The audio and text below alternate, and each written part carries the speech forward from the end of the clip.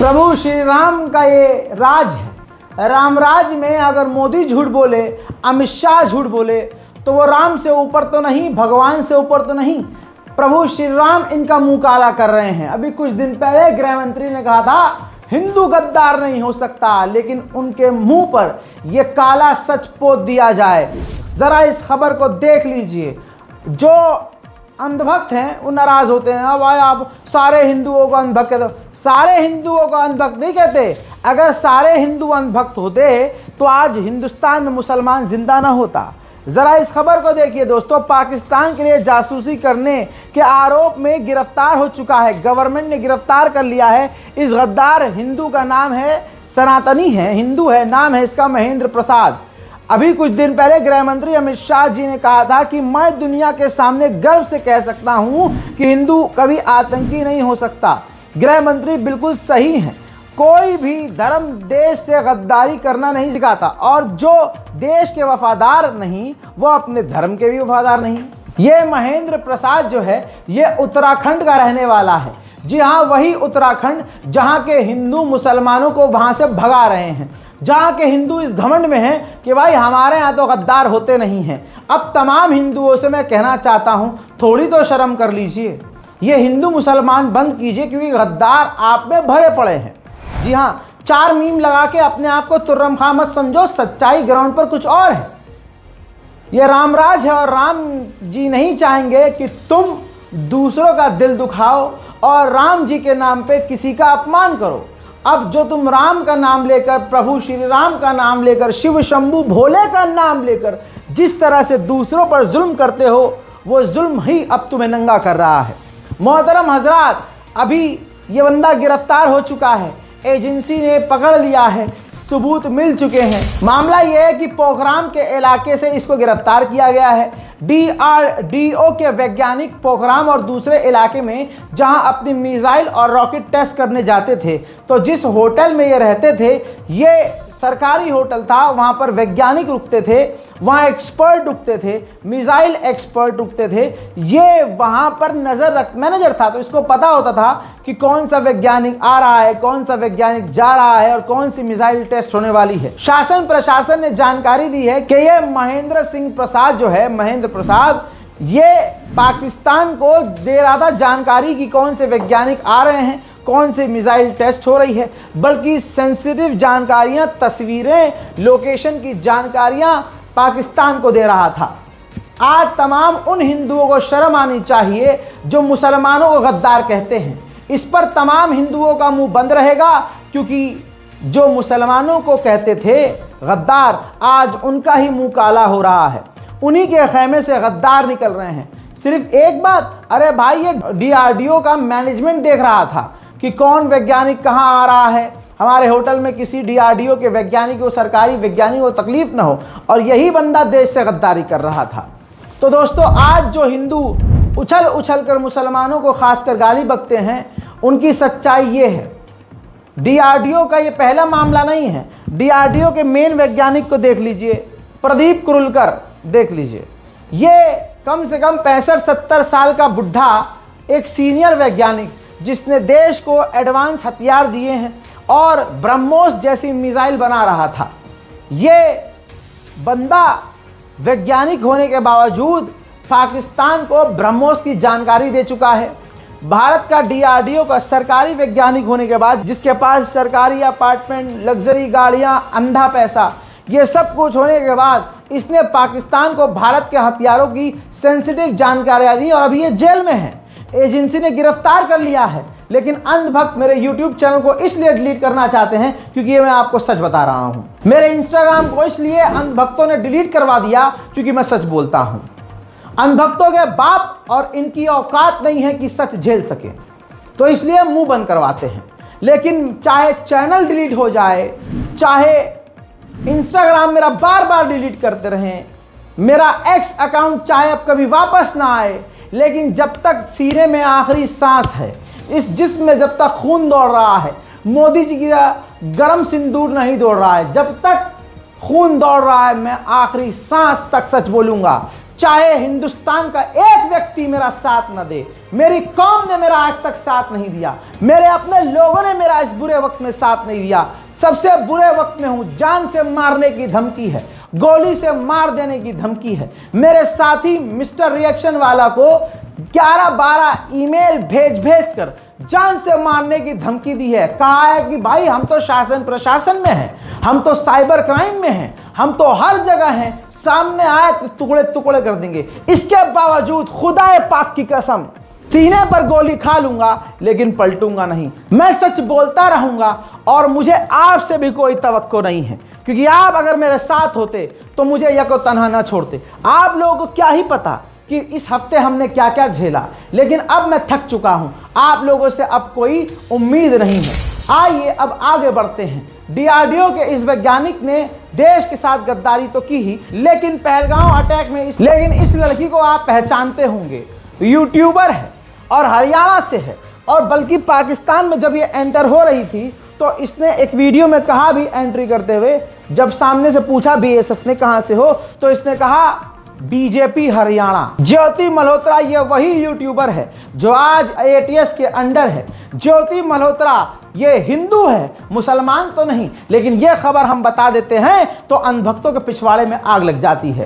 कहने वाला कहता है कि तुम हमको अंधभक्त कह रहे हो, सारे हिंदुओं को अंधभक्त कह रहे हो। नहीं, सारे अगर हिंदू अंधभक्त होते तो आज रजा ग्राफी जिंदा ना होता।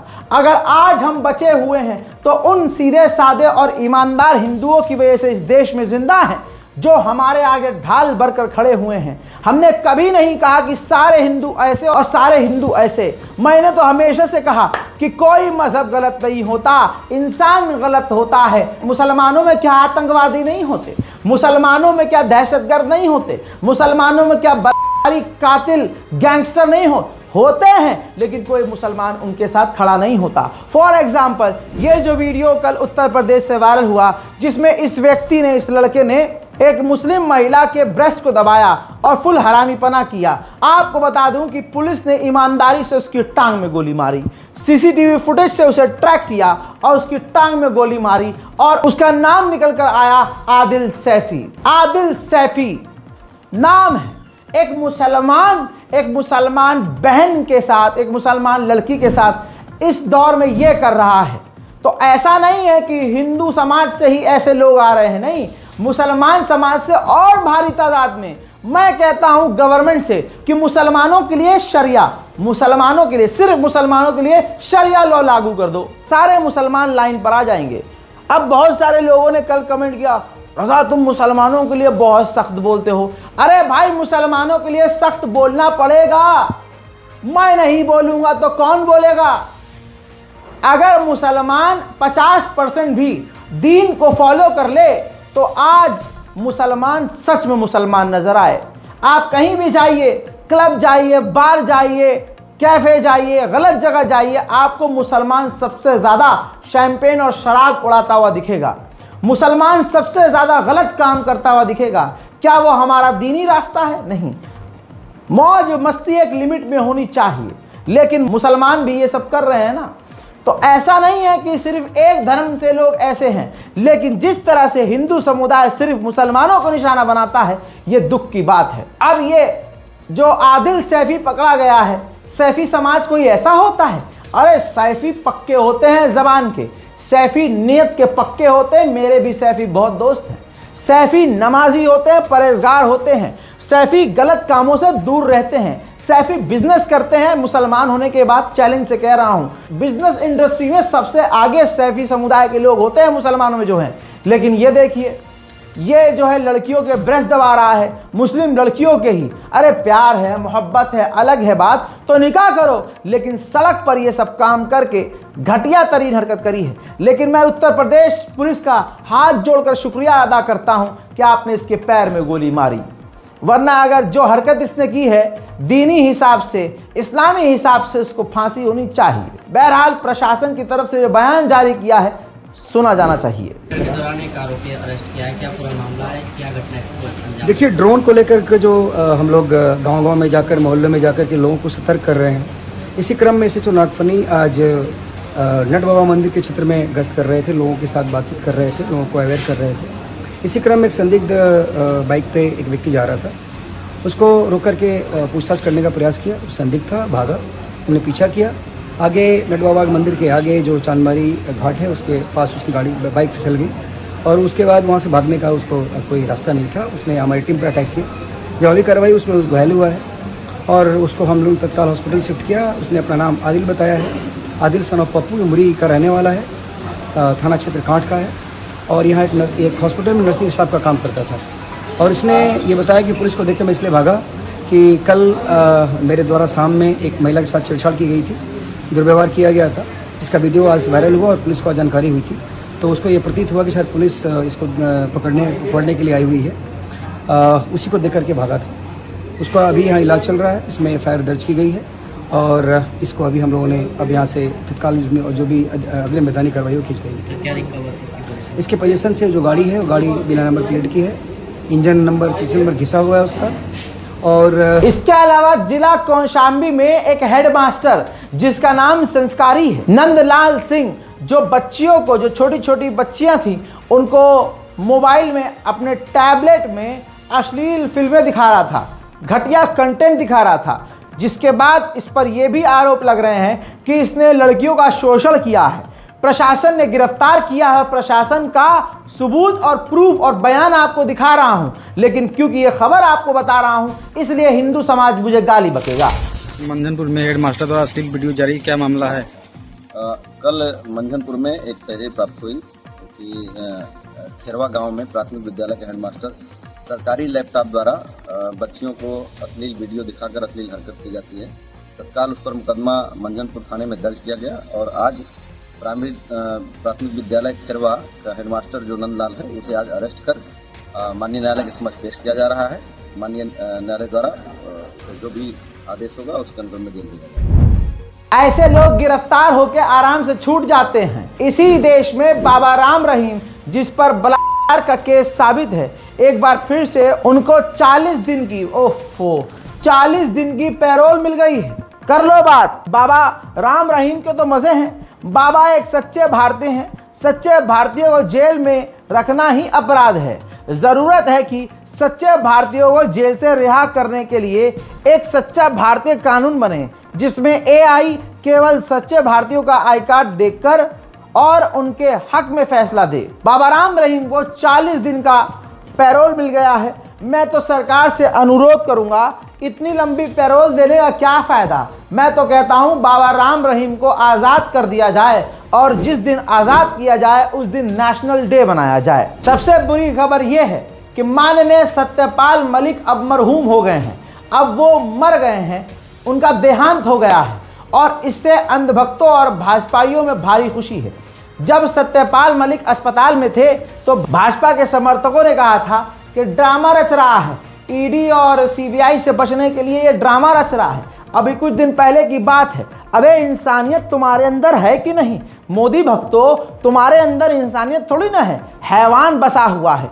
एक आदमी बीमार था, अस्पताल से जानकारी दे रहा था कि मैं मर रहा हूं, मैं बीमार हूं। बड़ी मुश्किल से ठीक होकर वह सामने आया। जिस आदमी ने भाजपा के लिए और प्रधानमंत्री मोदी का बड़े से बड़ा सच खोला, तो भाई उसकी मौत की कामना तो की ही जाएगी। बहरहाल सत्यपाल मलिक स्वर्ग सिधार गए हैं, लेकिन ये देखिए उनकी मौत पर जश्न मनाने वाले कितने हैं। तरुणा बागा, सतारशी, प्रखर तिवारी, प्रभात कुमार, नीरज चौहान, आशु पांडे, शशांक पांडे, कृष्णा अरेले, विजय घई, राजीव शाह, दुर्गेश मिश्रा, अनिल चौहान, आशुतोष रंजन, कौशिक अभी, भवनेश शर्मा, दीक्षित पुनीत, माही देवके, महेश जायसवाल, ब्रजेश परिहार, प्रवीण कुमार, अमन पांडे, शिधु गगैसार। आप ये देख लीजिए कि उनकी मौत की खबर पर हिंदू समुदाय से आए हुए जो अंधभक्त हैं, खास आप देखिए वो माननीय सत्यपाल मलिक के मौत पर खुश हैं। यानी अगर भाजपा का ही नेता हो और वो मोदी जी की पोल खोल दे तो एक बड़ा समुदाय उसकी मौत पर जश्न मनाता है। ये है भारतीय जनता पार्टी और ये है राम राज्य। आपको बागेश्वर धाम वाले फर्जी बाबा का उस वक्त का बयान याद होगा जब महाकुंभ में भगदड़ में सैकड़ों लोग मारे गए। तो इस बाबा ने कहा था कि जो सैकड़ों लोग मरे हैं, जो माकुम जैसी पाक चीज पर मरते हैं, वो सीधा स्वर्ग जाते हैं। मौत का मजाक हिंदू नेता और हिंदू बाबा हिंदू की मौत पर ऐसा मजाक उड़ाते हैं, लेकिन इसके बावजूद हिंदुओं पर कोई फर्क नहीं पड़ता, जिसे अंधभक्ति कहते हैं। अब सुनिए, ये है नेता बीजेपी के और उत्तर प्रदेश के। पूरे इलाके उत्तर प्रदेश में आप बारिश और जल भराव देख रहे हैं। इधर यूपी के सरकार के मंत्री संजय निषाद कह रहे हैं कि गंगा मैया गंगा पुत्रों का पैर धुलने आती है, आदमी सीधे स्वर्ग जाता है। आप समझ रहे हैं, जब लोगों ने शिकायत करी कि गंगा मैया का पानी हमारे 2-2 फ्लोर तक भरा हुआ है, फर्स्ट फ्लोर डूबा हुआ है, लोग मर रहे हैं, तो संजय निषाद कहते हैं कि गंगा मैया खुद अपने चाहने वालों को पास आती है, उनको कत्ल कर देती है और उनको जन्नत देती है, उनको स्वर्ग देती है, और जो डूब कर गंगा मैया में मरते हैं उनको मोक्ष मिलता है। लेकिन हिंदुओं पर कोई फर्क नहीं पड़ा।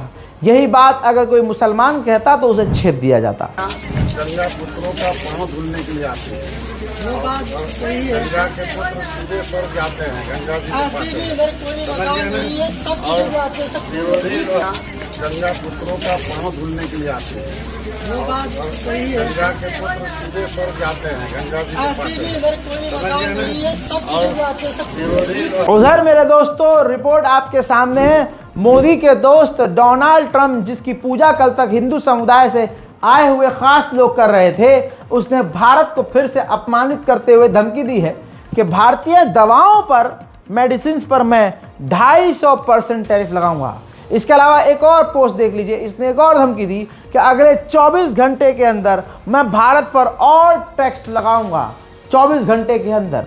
लेकिन इसके बावजूद कल तक जो मोदी और ट्रंप को अपना भगवान मान रहे थे, ट्रंप की आरती उतार रहे थे, ट्रंप की मूर्ति बनाकर तिलक लगाकर उसकी आरती उतार रहे थे, ट्रंप का बर्थडे यहां मना रहे थे, मंत्रों में उसका नाम ले रहे थे, पंडित मंदिरों में उनके लिए पूजा कर रहे थे, आज वही झुंड गायब है, आज वही झुंड मुंह पर पैखाना पोत कर फरार है। और इधर दोलंड ट्रंप मोदी सरकार की और हमारे मुल्क की बेइज्जती कर रहा है। डोनाल्ड ट्रंप ने, अमेरिका ने भारत पर जब पाबंदी लगाई तो सबसे पहले ईरान ने भारत का सपोर्ट किया और कहा कि डोनाल्ड ट्रंप गलत कर रहा है और हथियार की तरह इस ट्रेड का इस्तेमाल कर रहा है, डील का इस्तेमाल कर रहा है, और दोनों देश स्वतंत्र है। ईरान और भारत एक बड़ा देश है और उसको अपना पार्टनर चुनने का पूरा अधिकार है। ये वही ईरान है जिसे भारत का एक बड़ा समाज जंग के दौरान गाली बक रहा था और हिंदू समुदाय से आए हुए कुछ अंधभक्त फेक अकाउंट बनाकर इजरायली बने हुए थे और इजराइल का यहाँ प्रमोशन कर रहे थे। इजराइल ने इन भक्तों को मुंह में मूत दिया और अमेरिका के इस फैसले और टैरिफ वॉर के खिलाफ भारत का साथ नहीं दिया। अब रशिया ने साथ दिया। रिपोर्ट देख लीजिए, भारत ने जब कल विरोध जताया और अमेरिका के मुंह पर कोहनी मारी, तो अब रूस ने भी साफ साफ कह दिया कि भैया ये जो टैरिफ लगा रहा है ये सरासर गलत है। रूस से तेल खरीदने पर डोनाल्ड ट्रंप की धमकी को रूस ने अवैध बता दिया। क्रेमलिन के प्रवक्ता दिमित्री ने कहा कि भारत जैसे संप्रभुत्व देश, मजबूत देश अपने ट्रेड पार्टनर को चुनने के लिए स्वतंत्र है, आज़ाद है। भारत ने डोनाल्ड ट्रंप की टिप्पणी को गलत बताया और अमेरिका को दोगला करार दिया कि ये दोहरा मापदंड अपनाते हैं। उधर प्रधानमंत्री मोदी जी ने सबसे बड़ा सच बताया। उन्होंने कहा कि हमने पिछले 10 सालों में 17 करोड़ लोगों को रोजगार दिया। आप चौंकिए नहीं, रोजगार दिया है। जर्मनी के लोग जो नौकरी कर रहे हैं मोदी जी ने दी है।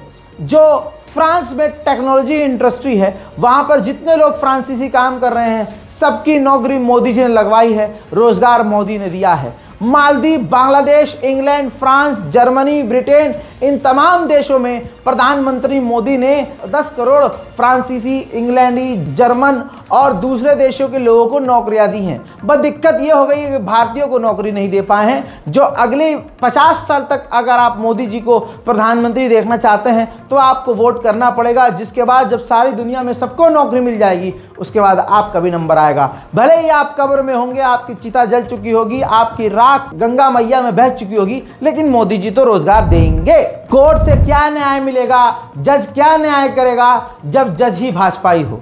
महाराष्ट्र के बीजेपी की प्रवक्ता आरती साठे को बॉम्बे हाई कोर्ट का जज बना दिया गया है। बहुत बड़ी बड़ी मुबारकबाद, जोरदार तालियां।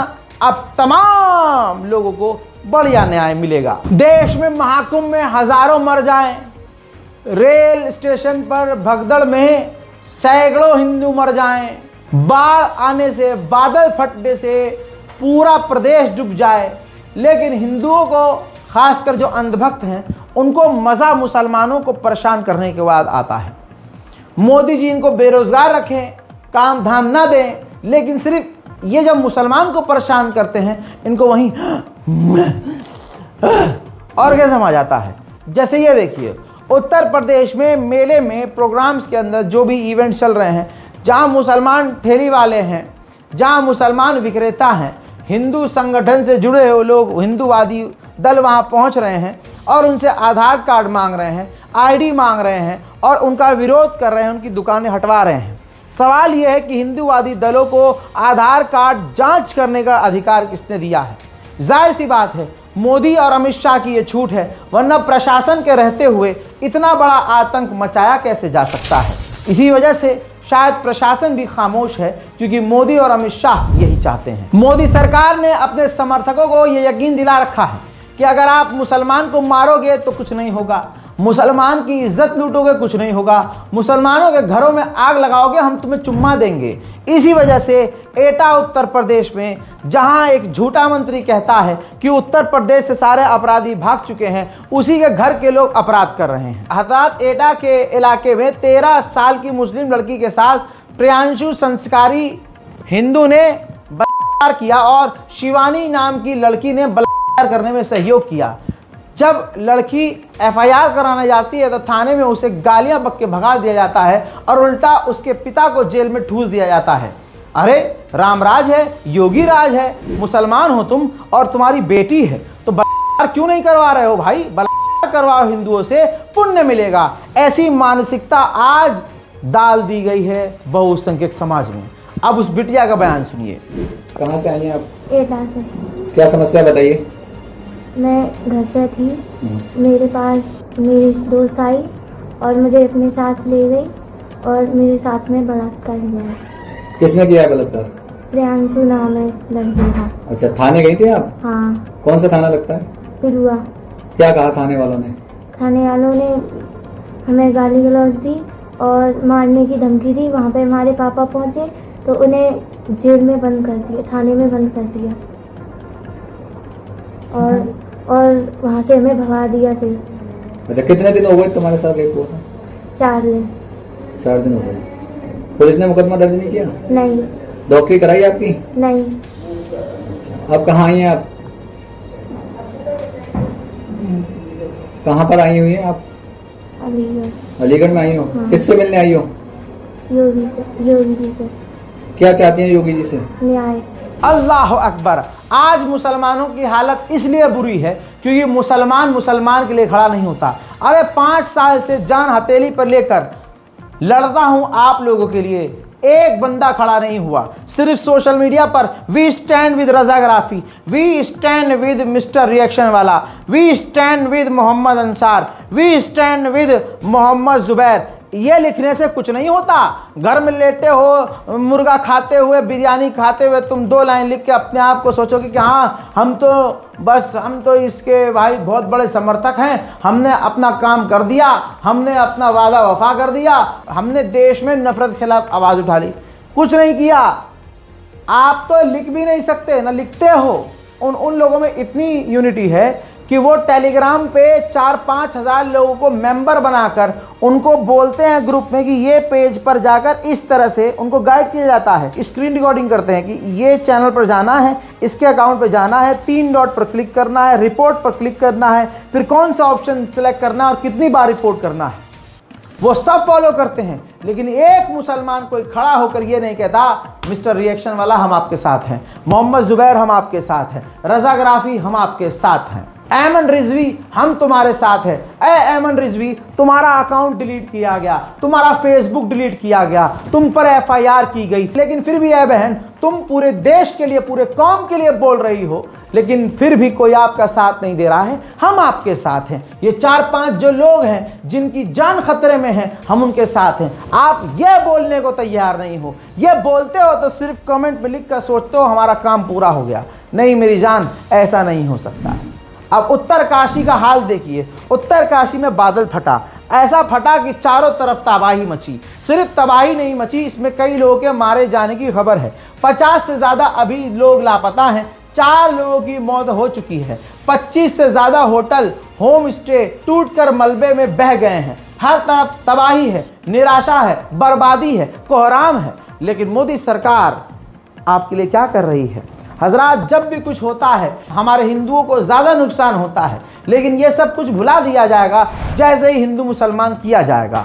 यही तो बीजेपी का खेल है। पिछले कई दिनों से बार बार आवाज़ उठा रहा हूँ कि हमें मार देने की धमकी दी जा रही है। मिस्टर रिएक्शन वाले के बारे में मैं कल बता चुका हूँ कि इनको तो सीधा टुकड़े टुकड़े करने की धमकी दी गई है। इनको तो गुजरात याद दिलाया गया है, 2002 लिखित में याद दिलाया गया है। सोचिए, वो तो बंदा इतना खुल के नहीं बोलता जितना मैं खुलकर बोलता हूं, तो सोचिए मुझे क्या क्या बोला गया होगा। बस अब इत्तमाम में हुज्जत कर रहा हूं, मैं अपना आखिरी बयान दे रहा हूं। मेरे आखिरी जुमले मेरे मरने के बाद याद रखना कि मेरी कौम ने मेरा साथ नहीं दिया, मेरे लोगों ने मेरा साथ नहीं दिया। जिन लोगों के लिए मैंने बोला उन लोगों ने मुझे अकेला छोड़ दिया। मैं उनके लिए लड़ता रहा। मेरे माँ बाप कहते रहे कि रज़ा बोलना बंद कर दे, रज़ा इनके लिए बोलना बंद कर दे, रज़ा इतना सख्त मत बोल, रज़ा इतना सच मत बोल। मेरे बाबा मुझसे कहते रहे कि बेटा इतना मत बोल कि हम तुझे खो दें। मेरी माँ मुझे कहती है कि तू जा रहा है, वापस आएगा कि नहीं। लेकिन मैं कौम के लिए खड़ा रहा, मैं अपने मुल्क के लिए खड़ा रहा,